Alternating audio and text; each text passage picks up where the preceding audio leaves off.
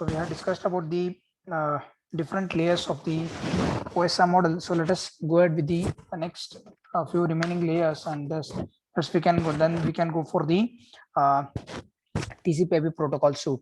So what the session layer will do, basically it is meant for the dialog control. So before any two communication devices starts or they want to share the data or information, there should be a connection should be established, or we can call it as the dialog controller. So the session layer acts like a dialog controller. So it is meant for the establishing of the connection of the dialog, and also maintaining and then the synchronization or interaction among the communicating system. So this is what is the basic uh, uh, task of the session layer.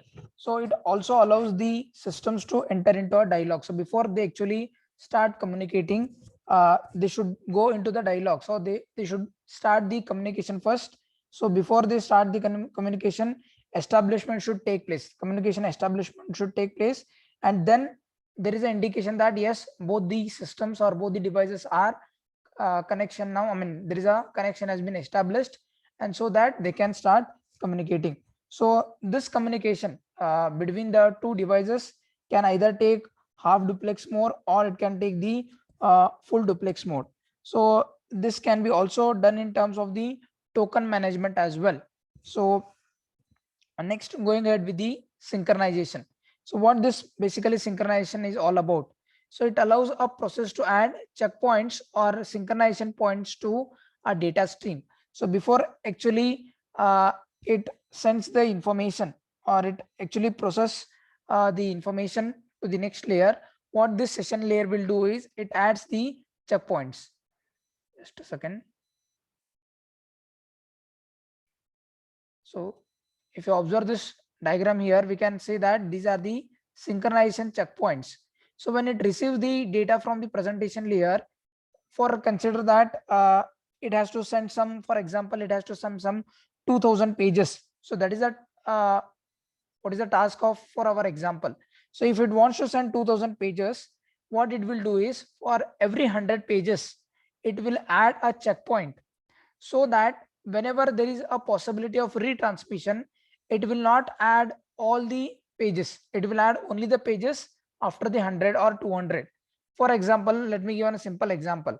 Suppose say that I'm taking attendance of students in a offline class, you can say, and if I start with 201 and somewhere say at 250, so there is some attender is entering the class with a notice.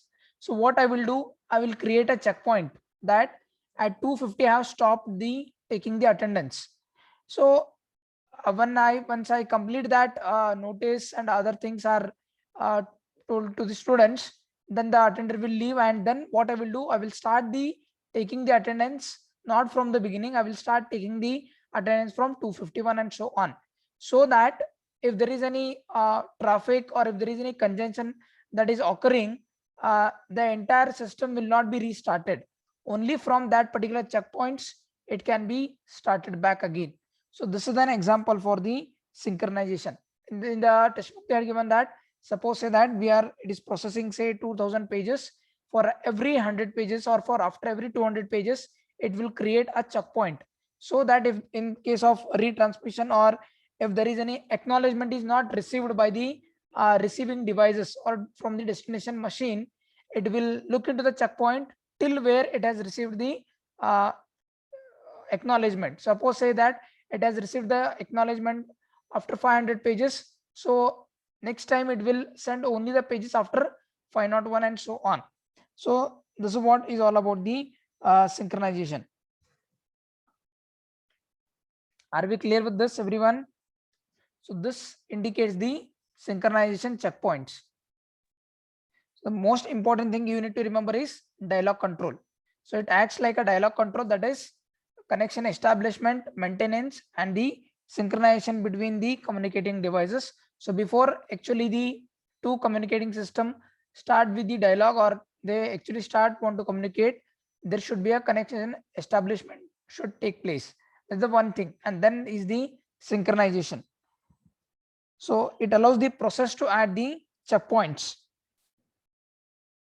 And this example you can remember of taking the attendance, or you can take the example of 2000 pages, and in that after every 100 page or 200 page it will add a checkpoint. So let's go with the next one, that is the presentation layer. So the session layer is responsible for dialog control and the synchronization.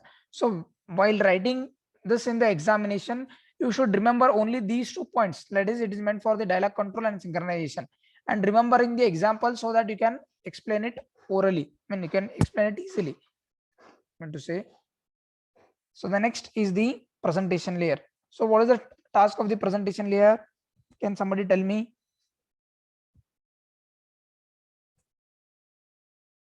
What basically it does? It is already displayed.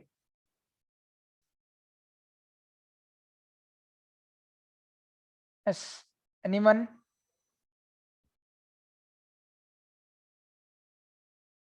Presentation layer.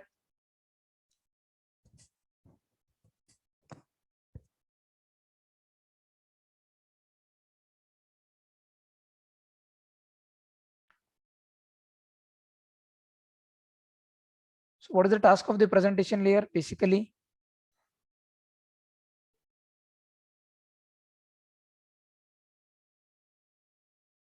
Am I audible? It translates the data. Translates the data. Why this translation is required? What is the reason behind that? See, presentation layer is connected to which layer from the top side if you consider? So it is, presentation layer is the one that is directly linked to the application layer. So at the application layer, the user will be using the system, or he is going to actually use the application or the process, and he wants to communicate. So when the user is accessing, or when the user uses the data, the system configuration may be different, as in the earlier classes also I have told.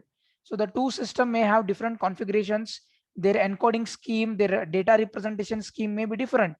So what this presentation layer will do is, as per the requirement of the sending device and the receiving device, it translates this particular data or the information into a common format, we can say. Like I have told about the example, two people are, one can speak in French, another can speak in English, or another can speak in some other local languages, and if they want to communicate, there should be a common presentation.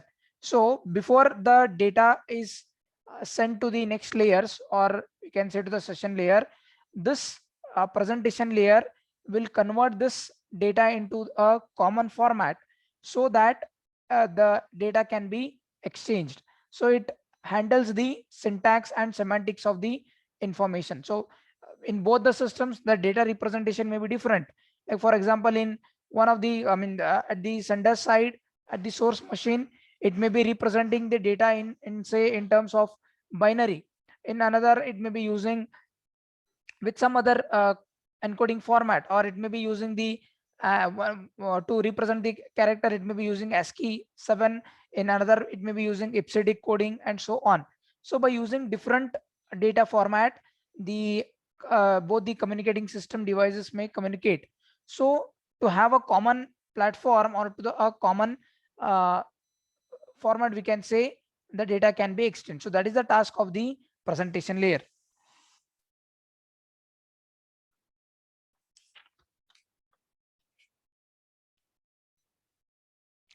Or we can call it as the translation. So the process, or we can say a running program in two systems, are usually exchanging in the form of characteristics, numbers, and so on.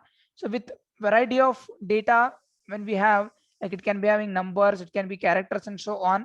So different data can be represented in different ways by two different communicating devices. But when they want to communicate, we want to always have a common format, so that the data can be exchanged. So when again, when it is goes to the receiving machine or to the destination machine, again it will convert this into the understandable format for the destination machine. So this process takes place at the presentation layer. So the presentation layer, we can say that at the sender changes the information from its sender dependent format into a common format. And again, when it goes to the destination machine, the presentation layer at the receiving machine changes the data into the common format, and it sends it to the receiver dependent format. So we can remember that sender dependent format at the source machine and receiver dependent format into the destination machine. So these points you need to highlight. And next, one more important thing is the about the encryption. So it is designed for the data translation and encryption. So whenever we want to have, or if the data is very sensitive, or if you want to communicate in a more secured way, then we have to use this encryption. So for that, presentation layer helps to send this data in an encrypted way, so that anybody else, because you can see that when we are actually sending the data, we are not just sending the data between two systems which are present at the same place. The destination machine may be present at somewhere else. So in between, the data is going to the switches, hubs, routers, and so on. Intermediate, there will be a number of routers and different IP addresses and so on. So because of that, there can be a possibility of hacking your data, or your data may be used by some other people. So to avoid those things, the presentation layer will encrypt your data. The sender transforms the original information to the another form and sends the resulting message out over to the network. So the original data will be converted into some other coding format, we can say, or by adding some checkpoints, or you can say some synchronization bits and so on, the data can be converted. Again, when it goes to the destination machine, it will be decrypted. So again, that extra thing that is being added or encrypted, it has to be decrypted by the uh, destination machine, and then it will be sent to the application layer and so on.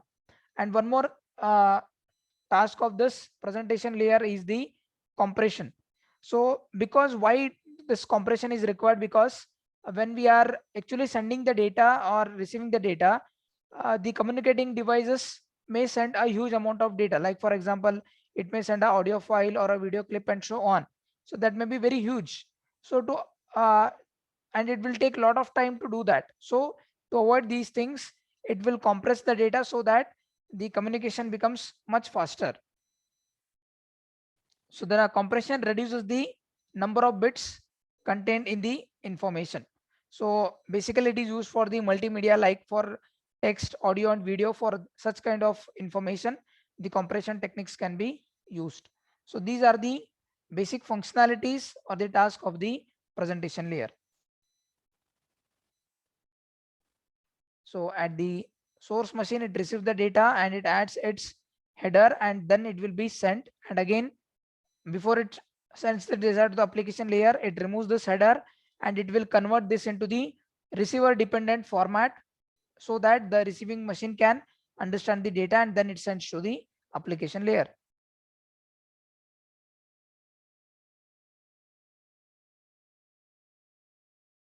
So the next is the application layer. So I want your reply from this.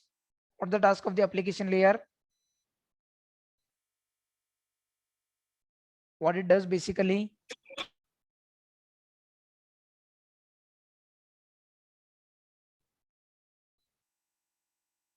Provides the services To whom? applications Provide to the services. user required by applications. Okay.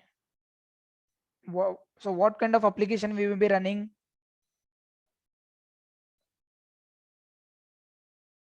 We can have different types of application. One may be interested in file transfer, or another may be interested in directory services like database management, or you may be accessing the World Wide Web, remote login. So all these are the different types of application that a user wants to do, or he wants to communicate. So these are the basic functionalities of the application layer. So it basically provides a platform, or it basically enables the user, or it can be a software as well. When we say a user, it can be a common man who actually interacting with the system by sending a mail or sending a file and so on. Or it can be a software as well. A software can also interact from one machine to another machine. So these will be provided or taken care by the application layer. So to access the network, it provides user interfaces and support for services such as electronic mail, remote login. So all these are the basic functionalities provided by the application layer. So basically like mail services, like you can send a mail or you can receive a mail. Okay, all these are the basic services that a user will be using with the computer system. Next we have is the file transfer, access and management. And for that we can have this example here. I mean in this detailed example, like for example file transfer and management. So all these are the different programs or the processes that are running on the different machines. So we can have this different standards of applications like X500, X400. So X500 means for the directory service, whereas if you take the X400, it is message handling service. So these dot means that there are different types of applications or processes that are running at the user side. So the user may be interested in any of these services.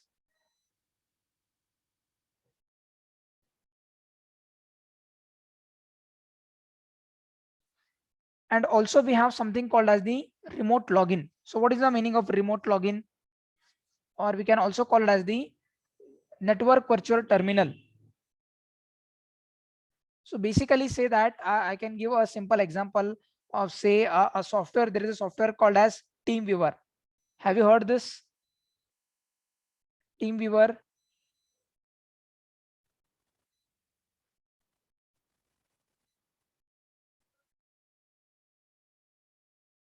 Did you heard this term called as TeamViewer software? Like in Zoom, you can share your screen. Suppose say that you are not able to find a particular file or you are having some problems. Suppose say that a student is doing the coding part, and if he is not able to solve that error, what I will say that share your screen so that I can find the error. But I cannot do any changes into your particular program, or I cannot access the files directly from your system. But the example like for the TeamViewer, it is like remote login. So there will be a common password or a common code that needs to be exchanged between the source and the destination machine. And once I get the access of your computer, I can make the changes into your system. I can open any files, okay, that you have, I mean in your system you have. I can open the files, or I can directly take those files into my systems, and I can do the changes and modification and so on, or I can run any applications that are present on your system. So that is what we call as the remote login. So these things will actually happen when you actually uh, go for a IT work.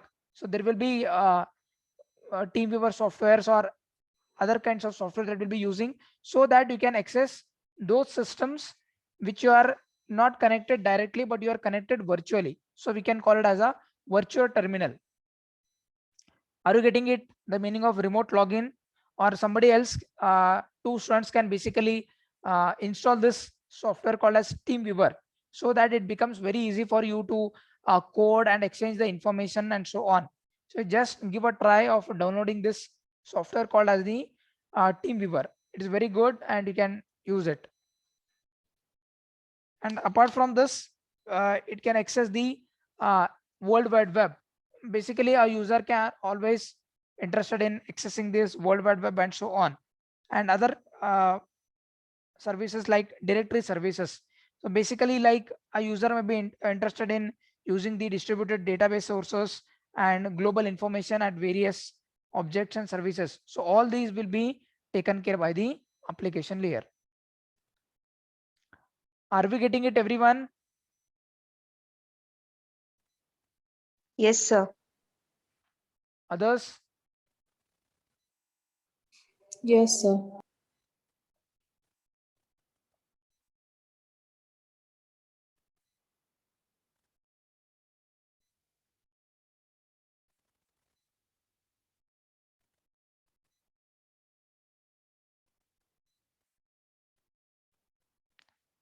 So the next one, so this is what we have with related to the OSM model. So from the summary, you can understand these things. So at the physical layer, to transmit this, if you remember this particular diagram, it will be very easy for you when you actually go for the examination. So before you go for the examination, just read this. So you will be writing the details of every layer with different functionalities, but this will give a overall view of the OSM model. So basically physical layer to transmit bits over a medium to provide mechanical and electrical specification. So all this electrical specification, like how we are, whether it is connected or whether it is going to use coaxial cable and so on, all will be taken care of the physical layer.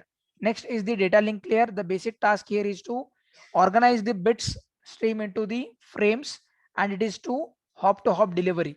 And here it is to move packets. In case of network, we call this frames in terms of packets from source to destination to provide the internetworking. So here comes the physical address at the data link layer. Here comes the IP address at the network layer.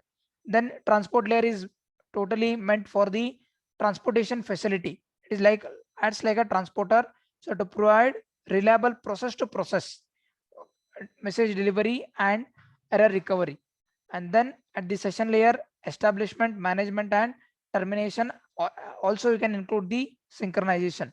And presentation is all about the translation, encryption, and compression of the data. And then application layer, it allows the access to the network resources directly. This is the only layer where a user can directly interact with the OSM model, or you can say the internet. So this is all about summary of the OSM model. So it can be asked for 10 marks. So diagram as well as the explanation in brief about all the different layers is very much essential.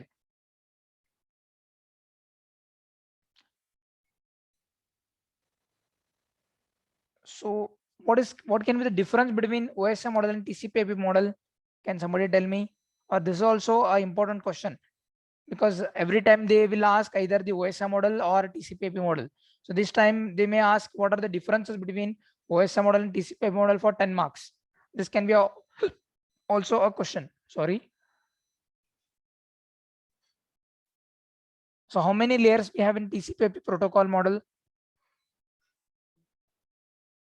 Or why it is called as a 4 protocol suite, we can say.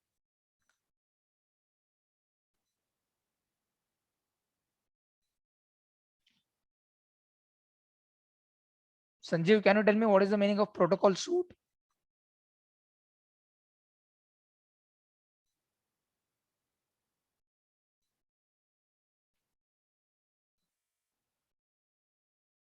Yes, others. Sanjeev is not there. It provides protective use for the users. OSI will also provides a protected way. What is the meaning of protocol suite? The functionalities are same. Okay. But why it is called as the protocol suite? Architectural Because it can be used specifically. Partially correct. So if you consider this, the basic difference is the number of layers that we have in the OSM model is 7, but here we can consider it as a 4 or 5, we can say. So some of the textbook may refer for 4 layers, some of them may use it for 5 layers. Okay, so that is a different issue here again. But when we consider the OSM model, it is very rigid. Okay, so that means every layer has got same functionalities. I mean, the functionalities cannot be interchanged between the layers.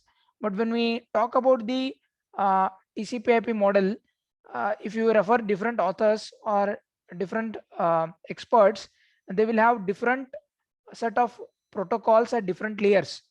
Not only that, the layers, I mean, every layer has got different set of protocols, and each protocol will provide a particular service. So in case of OSM model, the main only thing is we define the layers. Okay, so this layer will do this particular task, this layer will do this particular task, and so on. But here in the case of TCP/IP model, we actually have these set of protocols. So it is like a suite where we have different layers, and at every layer we have different varieties of protocols. So we can call it as a protocol suite. So everything, all the layers have got a particular protocol, and every protocol is responsible for a particular task. So this is the main important difference between the OSI model and the TCP/IP model. And we have to remember that the TCP/IP model was uh, developed before the OSI model. So the layers in the TCP/IP protocol so do not exactly match the layers that we have in the OSI model. Even though the TCP/IP model was developed first before the OSI model, but it was implemented later, we can say. OSI model was developed after the TCP/IP model, but we use this OSI model first. But how actually OSI model works? In reality, we do not use the OSI model. It is just for the understanding purpose of how the actually internet thing works, or the two systems can communicate. But the TCP/IP protocol suite is the one which will actually perform the task of communicating between two devices by using different set of protocols. So it has originally, the TCP/IP protocol suite was defined as having 4 layers, that is host to network layer, and then the internet layer, transport layer, and the application layer. In case of third semester, how many layers you had in TCP/IP? 4 or 5? 4. 4. Exactly. So this and how these layers will do the particular task of all the other layers, like we do not have like session layer or presentation layer and so on. So those will be taken care by whom and how it will do that. So we can say that the TCP protocol suite is made of 5 layers: physical, data link, network, transport, and application. As I said, different authors have different meaning here, and we can have little changes, or we can have some alternate alteration can be done in case of the TCP/IP protocol suite. So at the bottom layer we have the physical layer and the data link layer, or protocols defined by the underlying networks. And then we have the network layer, or internet network layer, we can call this. And we have the transport layer, and all the other services like the presentation, session, and application. All these services provided by the OSI model will be taken care of only the application. So in to combine together application, presentation, session together that we had in the OSI model, we can call it as the application. And here we have the transport, and network layer is as it is. There is no change in that. And here we have the physical and data link layer. Like we can say that here we have 1, 2, and 3, and 4. So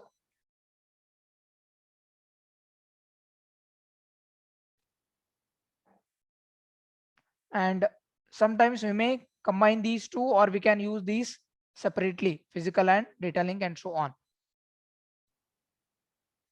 So here they are taken physical layer and data link layer separately, but we may mix this data link layer and physical layer as it is.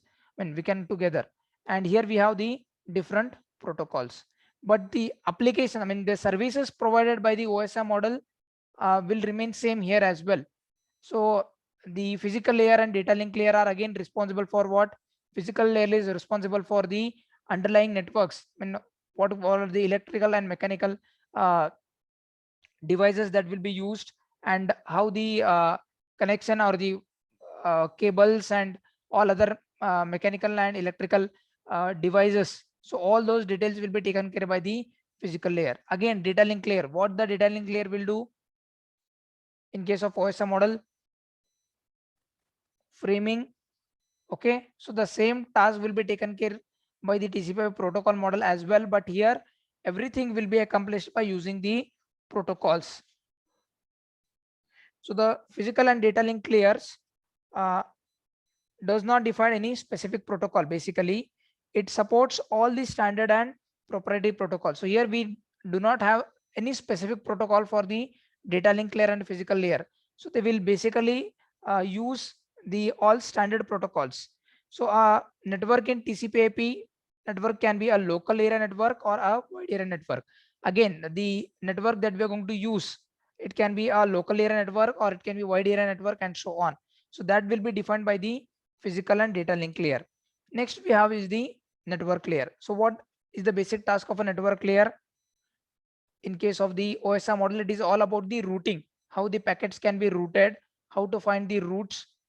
Okay, all will be taken care by the network layer. So here also the same thing will take place, but here this can be done by using the protocols like IP, ICMP, IGMP, address resolution protocol, ERP, and so on. So those will be taken care by the network internet layer. Like we have the, in case of the OSI model, we have the logical address, physical address, all those things will be taken care by the network internet layer, address resolution protocol. We use these protocols, and in detail we are going to study about these protocols. And this network layer is best used for the and we can say that it is unreliable and connectionless protocol, we can say. IP provides, that is the IP protocol that we are using here, it provides no error checking or tracking. So we can say that this IP is a unreliable and connectionless protocol. So we have basically connection oriented and connectionless protocols. In detail we will be discussing in the second unit, but here we are just understanding the functionality of this. So IP transports data in packets called as the datagrams. सीतेनुसार नमस्कार नमस्कारच करायला गेले.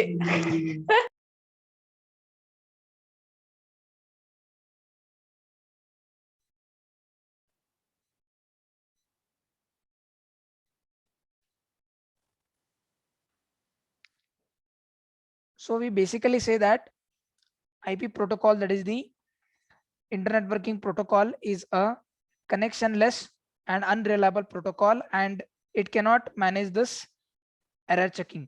And the data that we have in terms of packets, we call them as the datagrams, and each of which is transported separately. So we call the packets as datagrams here. So remember this, the important thing, that is we call it as the datagrams, and it is a connectionless and unreliable protocol.